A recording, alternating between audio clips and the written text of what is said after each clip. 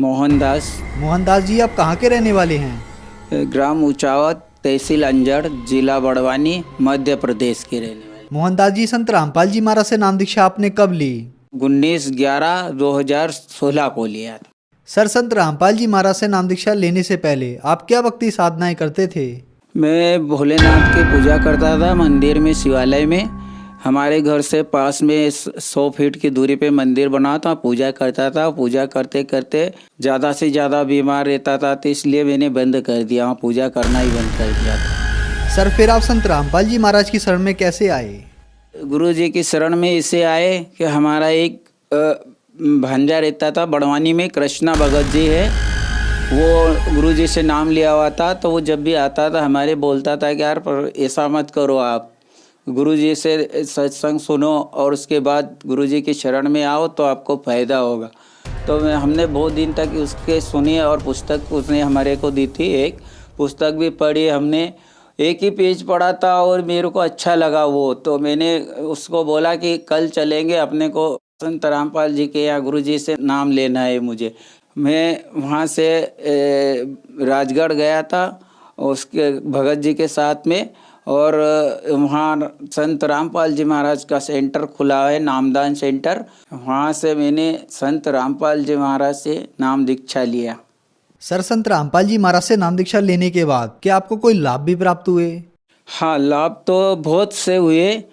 पहला लाभ, संत रामपाल जी महाराज के शरण में रहने से मेरी लड़की की शादी बिना दहेज के ही बहुत अच्छे से हुई, और वो गुरु जी की कृपा थी, संत रामपाल जी महाराज की, जो अच्छे से शादी हुई और बिना दहेज के हुई, और कुछ भी मेरे को खर्चा नहीं आया उसमें।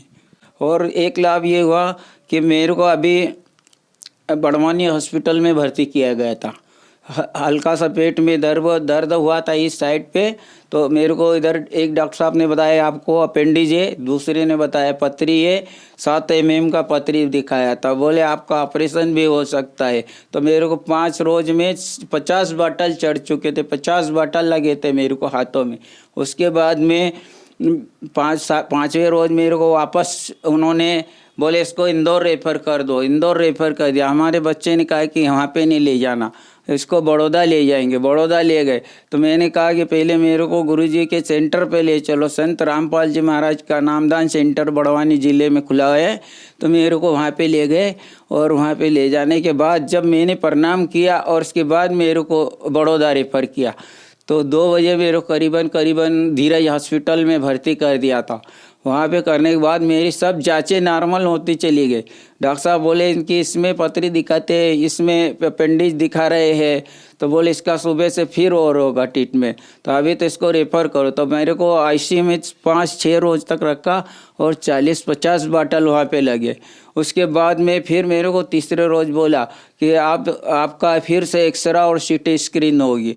सीटी स्कैन हुआ, उसके बाद में वो सब पूरे नॉर्मल आए तो उस रोज फिर और वापस रिटर्न मेरे को आईसीयू में कर दिया गया। आईसीयू में रखा 1 रोज और, तो संत रामपाल जी महाराज की ऐसी कृपा हुई कि रात के 2 बजे मेरे पलंग के पास खड़े हो गए आके और बोले कि बेटा तुम्हारा कल हम छुट्टी करवा देंगे, 9 बजे आप फिक्र मत करो। और वास्तव में 9 बजे उसके पहले डॉक्टर आके सब खड़े हो गए मेरे पास में। 4-5-6 डॉक्टर लगे थे, बोले यार इनका कुछ भी नहीं है, इनको अब मेडिसिन में रेफ़र करो और इनकी छुट्टी कर दो, इनको कुछ भी नहीं है, सब नॉर्मल हो रहा है। तो ये सब परमात्मा संत रामपाल जी महाराज की ही कृपा थी जो नॉर्मल हुआ मेरा, और मेरे को 9 बजे छुट्टी कर दिया वहाँ से। पहले तो मेरी रिपोर्ट में ऑपरेशन करने की स्थिति में मैं था कि पथरी का भी हो सकता है, अपेंडिज का भी हो सकता है, क्या है इसको, ये कह के मेरे को आईसीयू में भर्ती कर दिया। और उसके बाद में फिर मेरी डबल से जांच हुई।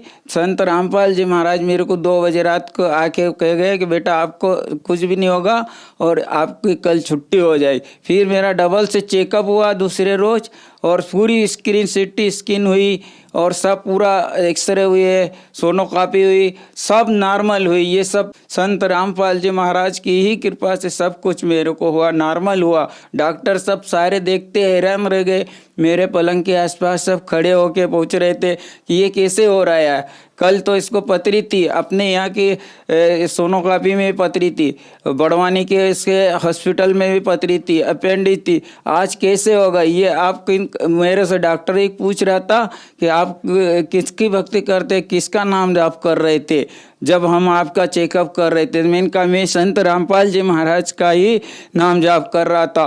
तो सब उन्हीं की कृपा से ये नॉर्मल हुआ, परमात्मा की देने जो मेरे को आज मैं यहाँ पे खड़ा हूँ सेंटर पे आके। और दूसरा लाभ ये 4 मार्च 2018 को तो मेरी मृत्यु निश्चित हो गई थी। तो मेरे को 4 व्यक्ति जम के आए थे, मेरे दरवाजे पे खड़े थे। मेरी बच्ची थी एक अंजलि, और वो मेरी मिसेस भगतमती भी थी, साइड में खड़ी थी, वो बोल रही थी। मैं उसको बोला कि देखो ये मेरे को लेने के लिए आ गए हैं। तो बोले कि आपका दिमाग खराब हो गया है बोले। मैंने कहा ऐसा कहीं नहीं है, ये आए हुए है। तो मैंने कुछ दिन पहले मैंने संत रामपाल जी महाराज का नाम लिखवा दिया था दरवाजे पे, सच साहेब करके। तो वो देख रहे थे कि बोले ये तो सच साहेब लिखा हुआ है, ये तो कोई और भगत है। तो बोले जाओ 3 में से एक व्यक्ति को भेजा, बोले आप फिर से ऊपर जाओ, फिर पूछ के आना उसको किसको लाना है ऊपर।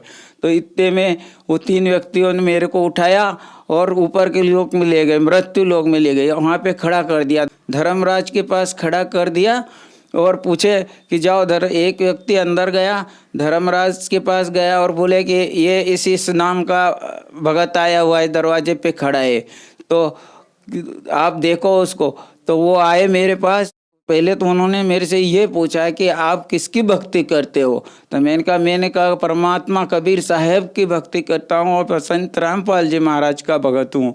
तो बोले कि कब से नाम लिया? मैंने कहा ना तारीख तो मुझे याद नहीं रही थी, तो मैंने उसको बताया नहीं। बोले कि आप जब भक्ति करते हो तो आपके गुरु कहाँ है, ऐसे पूछ रहे थे। मैंने कहा मेरे गुरुजी तो ये खड़े हैं, साइड में पीछे खड़े हैं।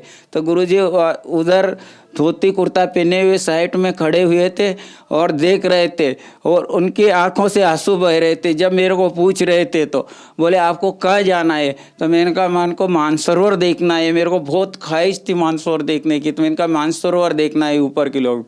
तो कहे आप ऐसे ही नहीं जा सकते हो।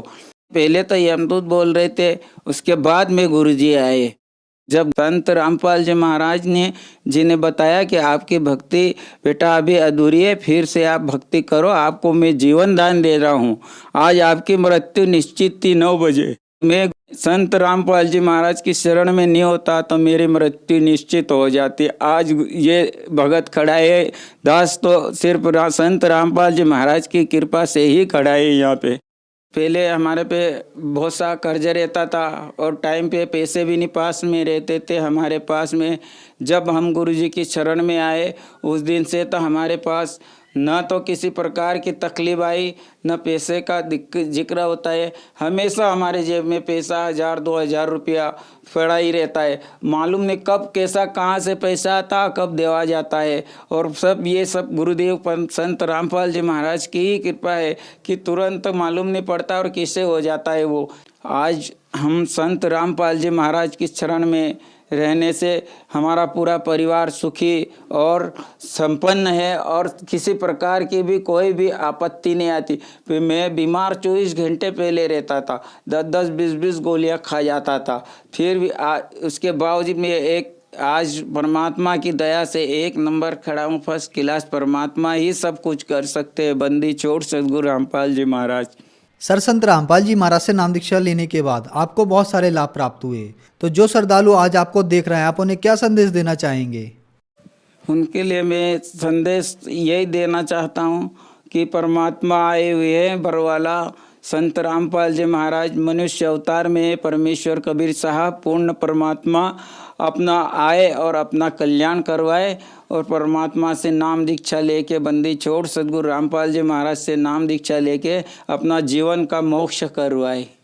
सर, संत रामपाल जी महाराज से नाम दीक्षा कैसे ले सकते हैं? नाम दीक्षा ऐसे कई चैनलों पे, टीवी चैनलों पे सत्संग चलते हैं, उनके नीचे हरी पट्टी में गुरुजी के सेंटर उनके नंबर दिए जाते हैं। और कई स्थानों पे आजकल तो कृपा की है परमात्मा संत रामपाल जी महाराज ने कि जगह जगह सेंटर खोल रखे हैं। पास के सेंटर से संत रामपाल जी महाराज से नाम दीक्षा लेके अपना कल्याण करवा सकते हैं। बंदी छोड़ भगवान सद्गुरु संत रामपाल जी महाराज आए हुए मनुष्य अवतार में धरती पे, उनसे नाम लो और अपना जीवन का कल्याण करवाओ और मोक्ष करवाओ। धन्यवाद सर। सच है।